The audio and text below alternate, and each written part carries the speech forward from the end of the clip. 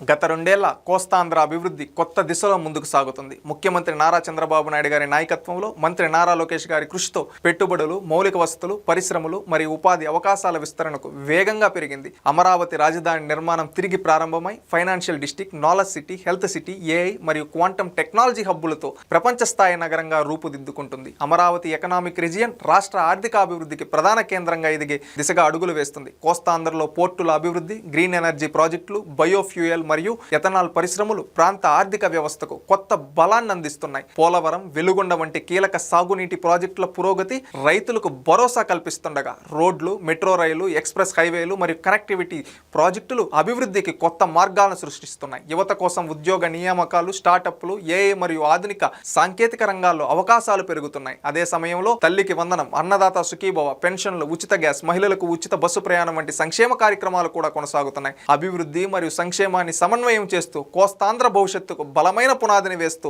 రెండేళ్ల నమ్మకంను మరింత బలపరుస్తుంది.